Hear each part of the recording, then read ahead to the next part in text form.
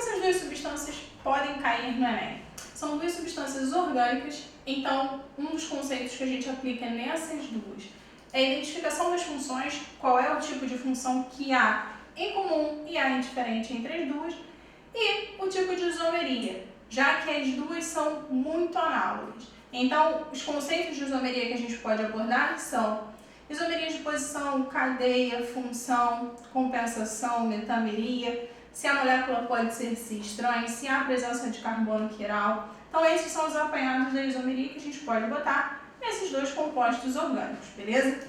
Vamos lá para a questão. A glicose e frutose são carboidratos, compostos energéticos encontrados em diversos alimentos. E aí ele forneceu para a gente as estruturas. Sendo assim, são feitas 4 afirmativas. Então, vamos lá, identificar as funções e ver o tipo de isomeria que há ou não, e aí a gente analisa as opções. Primeira coisa, identificação das funções orgânicas. Hidroxila. Hidroxila é ligada diretamente a carbono, a gente tem um caso de álcool. R é qualquer radical, então qualquer sequência de carbonos aí ligada a hidroxila, a gente tem um álcool. Em comum com o álcool, ou seja, um par isômero ao álcool, a gente tem o éter. Qual é a característica do éter? Apresentar oxigênio entre carbonos, com ligação simples, beleza? Segundo caso, cetona fazendo par com aldeído. É um outro par de isômero que a gente tem, de isômero de função. Cetona, carbono, sendo esse seu carbono do tipo secundário, fazendo C dupla O ligado ao seu lado, cadeia de carbono.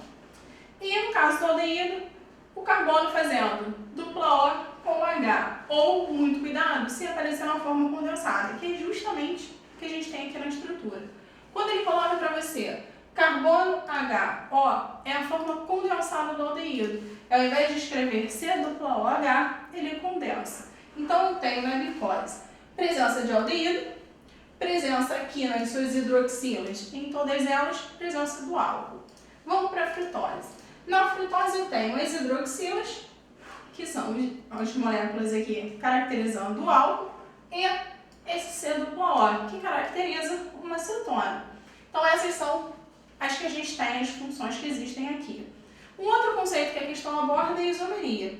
Para que haja isomeria, seja ela uma isomeria plana, uma isomeria espacial, não importa, a gente precisa de uma característica principal, que é a molécula precisa ter a mesma fórmula molecular. A partir dessa fórmula molecular, eu consigo fazer outros compostos.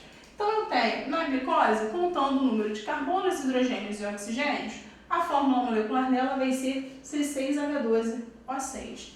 Olhando para cá, para a frutose, contando também seus números de carbono, hidrogênio e oxigênio, eu vou ter a fórmula molecular C6H12O6. Então, eu já identifiquei fórmula molecular, se são iguais à isomeria, basta descobrir qual é o tipo, e as funções, ok? Então, vamos lá. Se a glicose ela tem um aldeído e a frutose tem uma cetona, eu tenho um par de isômero de função. Vamos para as opções. Na primeira, ele fala pra gente que a glicose é um aldeído. A glicose é um aldeído, tá correto. Na segunda, que a frutose ela é uma cetona. Você vê que na frutose, característica da cetona também está correta. Na terceira, glicose e frutose são isômeros de função. A gente tem a presença do par cetona-aldeído, está correta também. E na quarta, glicose e frutose são isômeros de posição.